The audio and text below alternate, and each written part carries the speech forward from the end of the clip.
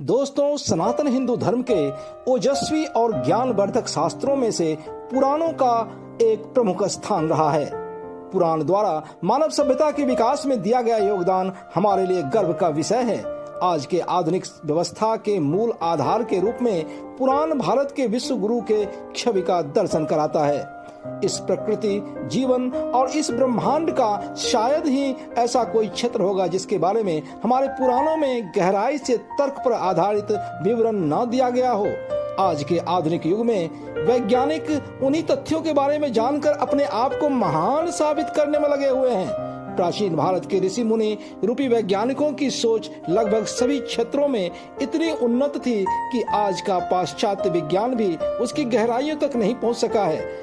पद्म पुराण के अनुसार 4 प्रकार से जीवों की उत्पत्ति होती है, जो वैज्ञानिक रूप से भी तर्कसंगत है। नारद पुराण के अनुसार संगीत के 7 स्वर होते हैं, जबकि वेस्टर्न म्यूजिक में हाल के वर्षों तक संगीत के केवल 5 ही स्वर हुआ करते थे।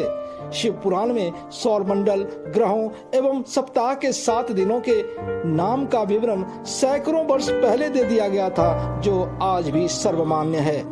अग्नि पुराण में वर्णित आयुर्वेद चिकित्सा आज भी मानव जीवन के लिए वरदान साबित हो रही है। इसी प्रकार से वराह पुराण में वर्णित खगोलिक घटनाएं जैसे कि सूर्य के उत्तरायण और दक्षिणायन होने की बात तथा अमावस और पूर्णिमा को सूर्य ग्रहण और चंद्र ग्रहण का सटीक विवरण वैज्ञानिकों को आज भी हैरान कर देती है। वामन पुराण में विश्व के 7 महाद्वीप का जिक्र और ब्रह्मांड पुराण में सृष्टि की उत्पत्ति से लेकर आज तक के काल अथवा समय का सटीक वर्णन आश्चर्य पैदा करने वाली है। साथ ही गरुड़ पुराण में जीव के पुनर्जन्म के रूप में मां के गर्भ में भ्रूण के क्रमिक विकास का सटीक विवरण भी वैज्ञानिकों को हैरान कर देती है।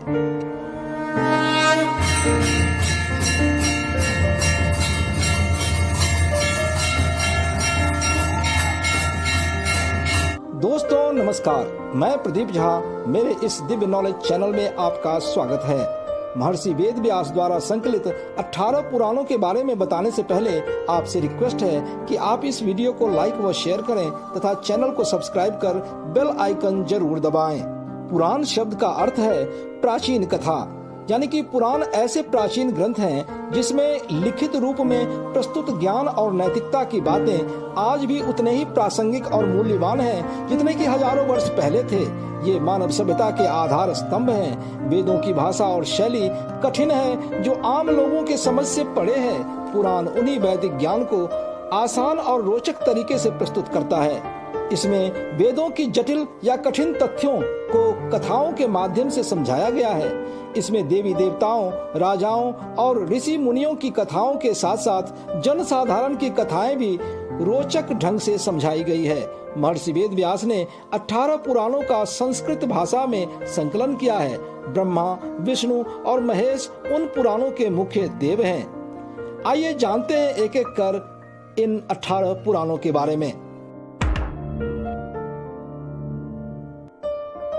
पहला है ब्रह्म पुराण। यह सबसे प्राचीन पुराण है। इसमें 245 अध्याय और लगभग 13,000 श्लोक हैं।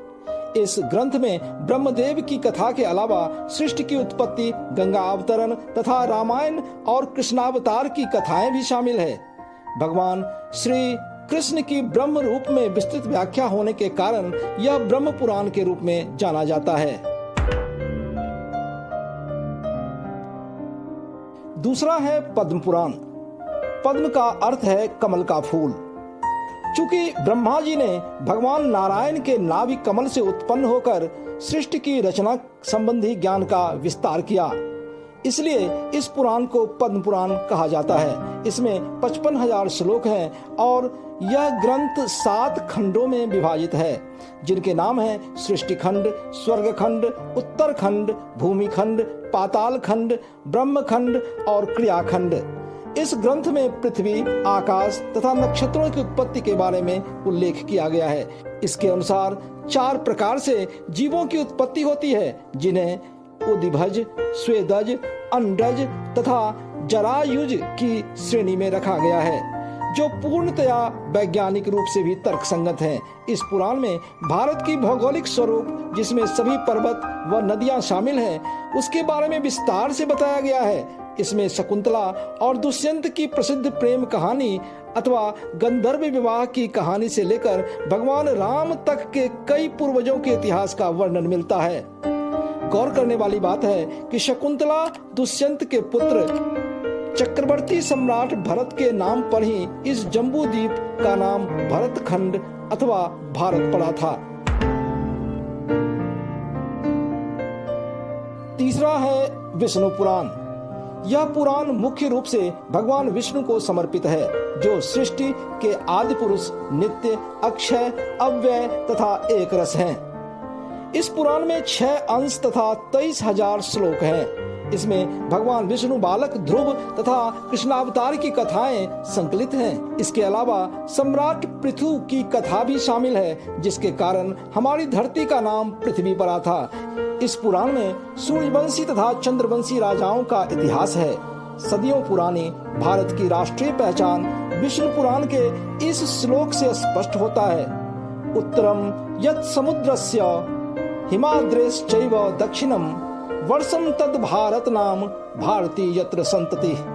अर्थात वह भौगोलिक क्षेत्र जो उत्तर में हिमालय पर्वतमाला और दक्षिण में सागर से घिरा हुआ है, वह भारत देश है और उसमें निवास करने वाले सभी लोग भारत माता के ही संतान हैं।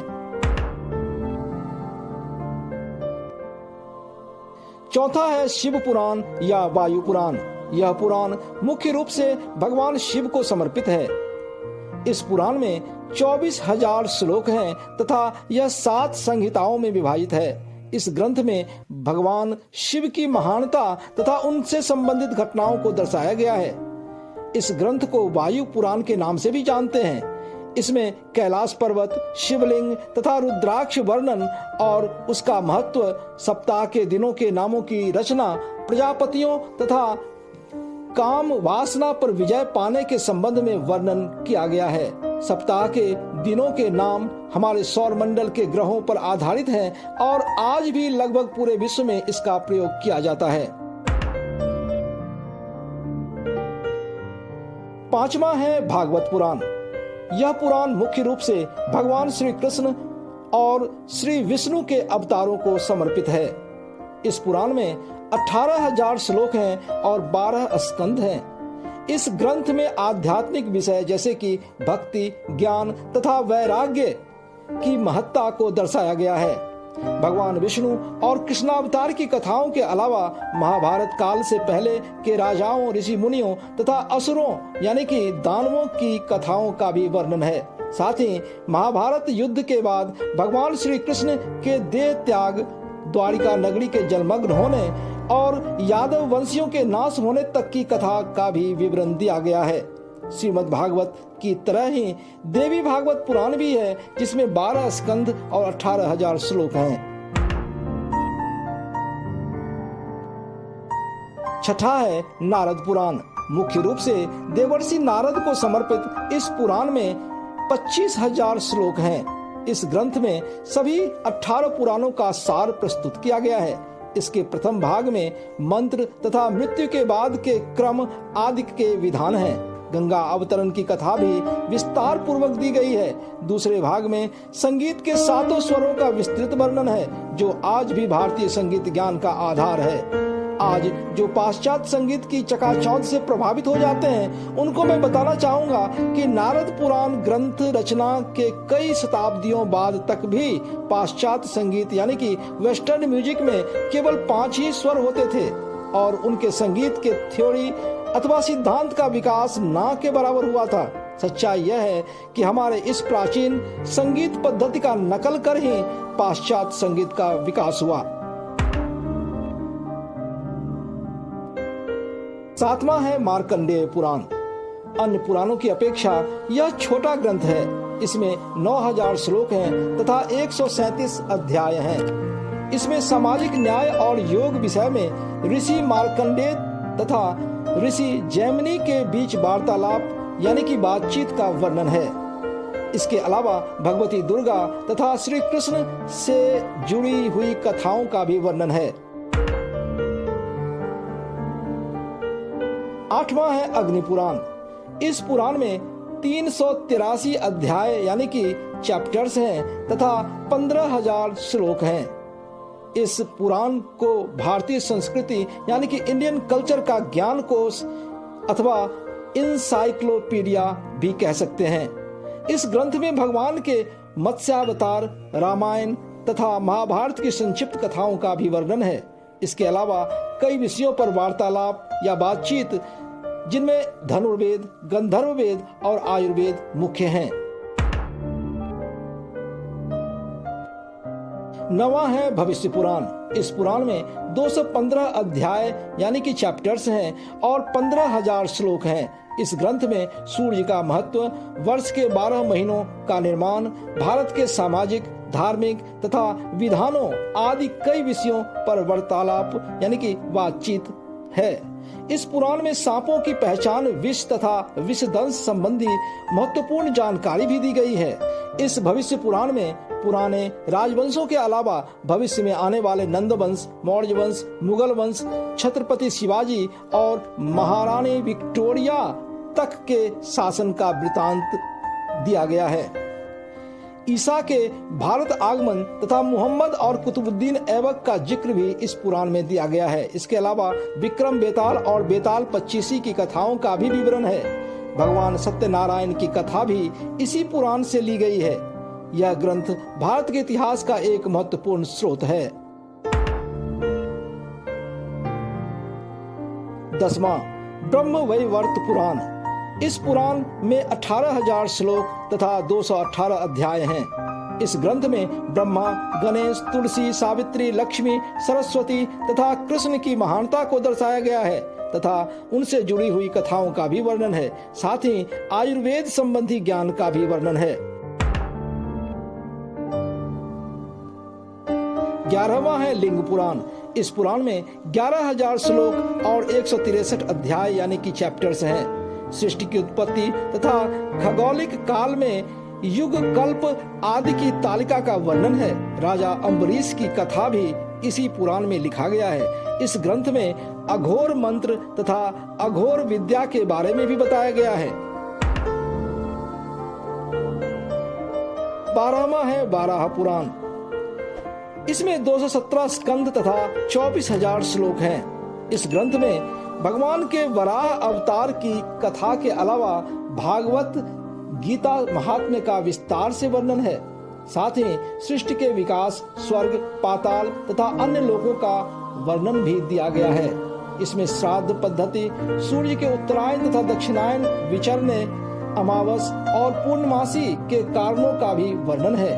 गौर करने वाली बात यह है कि जिस प्रकार से भूगोलिक और खगोलिक यानी कि ज्योग्राफिकल एंड एस्ट्रोनॉमिकल घटनाओं का वर्णन हमें इस ग्रंथ में मिलता है, वहाँ पाश्चात्य जगत यानी कि वेस्टर्न वर्ल्ड के वैज्ञानिक 15वीं 16वीं शताब्दी में जाकर पहुंच पाए थे। 13वां है स्कंद पुराण। यह सबसे विशाल पुराण है। भगवान शिव के पुत्र कार्तिकेय को समर्पित इस पुराण में 81,000 श्लोक हैं और 7 खंड हैं। इस ग्रंथ में प्राचीन भारत का भौगोलिक वर्णन है, जिसमें 27 नक्षत्रों, 18 नदियों, अरुणाचल प्रदेश का सौंदर्य, भारत में स्थित भगवान शिव के 12 ज्योतिर्लिंगों तथा पृथ्वी पर गंगा अवतरण के विवरण मिलते हैं। इसी पुराण में सह्याद्री पर्वत श्रृंखला तथा कन्याकुमारी मंदिर का भी उल्लेख किया गया है। इसी ग्रंथ में सोमदेव, तारा तथा उनके पुत्र बुध ग्रह की उत्पत्ति की सुंदर कथा भी है। 14वां है वामन पुराण। इस पुराण में 95 अध्याय यानी कि चैप्टर्स हैं और 10,000 श्लोक तथा 2 खंड हैं। इस पुराण का केवल प्रथम खंड ही उपलब्ध है। इसमें भगवान के वामन अवतार की कथा विस्तार से कही गई है, जो कि आज के गुजरात राज्य के भरूच यानी कि कच्छ में हुआ था। इसके अलावा इस ग्रंथ में भी सृष्टि, जम्बू द्वीप तथा अन्य 7 द्वीपों की उत्पत्ति, पृथ्वी की भौगोलिक स्थिति, महत्वपूर्ण पर्वतों, नदियों का जिक्र मिलता है। 15वां है कूर्म पुराण। इसमें 17,000 श्लोक तथा 4 खंड हैं। इस पुराण में चारों वेदों का सार संक्षिप्त रूप में दिया गया है। इसमें भगवान के कूर्म अवतार से संबंधित सागर मंथन की कथा विस्तार से बताई गई है। इसमें ब्रह्मा, विष्णु, शिव, पृथ्वी, गंगा की उत्पत्ति, चारों युगों, मानव जीवन के 4 आश्रम धर्मों तथा चंद्रवंशी राजाओं के बारे में भी विवरण दिया गया है। 16वां है मत्स्य पुराण। इसमें 290 अध्याय यानी कि चैप्टर्स हैं और 18,000 श्लोक हैं। इसमें भगवान के मत्स्य अवतार की कथा का विस्तार पूर्वक उल्लेख मिलता है।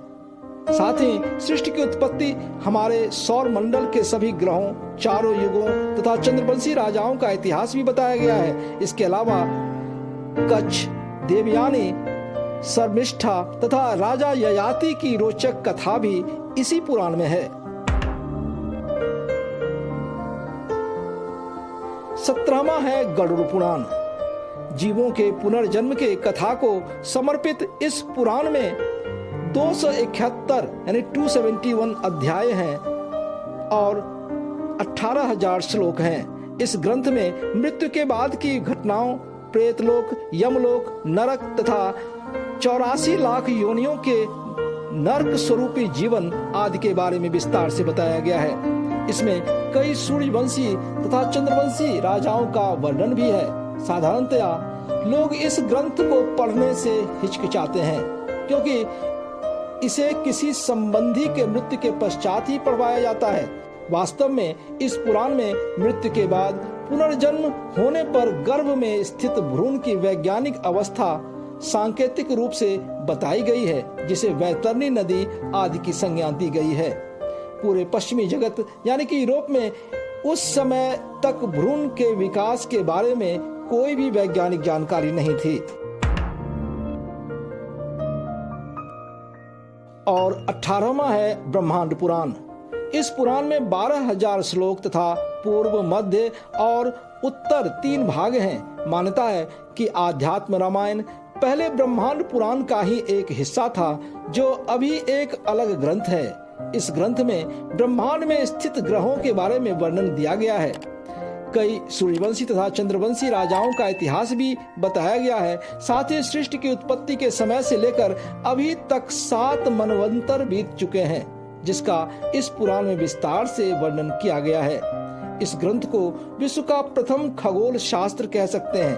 भगवान परशुराम की कथा भी इसी ग्रंथ में दी गई है। इस प्रकार से हमारे पुराण आध्यात्मिक, ऐतिहासिक, भौगोलिक, वैज्ञानिक, धार्मिक, आर्थिक, राजनैतिक व सामाजिक घटनाओं व कथाओं से भरे पड़े हैं। सचमुच भारत का यह सांस्कृतिक व साहित्यिक धरोहर हमें सदा ही गर्व का अनुभव कराता रहेगा। दोस्तों, इस वीडियो के माध्यम से मैंने महासागर के समान विस्तृत सनातनी शास्त्रों के बारे में बहुत ही संक्षिप्त तरीके से बताने का प्रयास किया है, जिससे कि आपको अपने महान शास्त्र पुराण के बारे में संक्षिप्त पर स्पष्ट जानकारी मिल सके। हमारे आने वाले वीडियो में विभिन्न वेदों, पुराणों व उपनिषदों के बारे में विस्तार से जानने के लिए आप मेरे इस चैनल को सब्सक्राइब कर बेल आइकन जरूर दबाएं। याद रहे, हमारे इस सांस्कृतिक धरोहर से जन जन को अवगत कराना हमारी प्राथमिकता होनी चाहिए। गर्व से कहो, हम हिंदू हैं। जय जय सिया राम।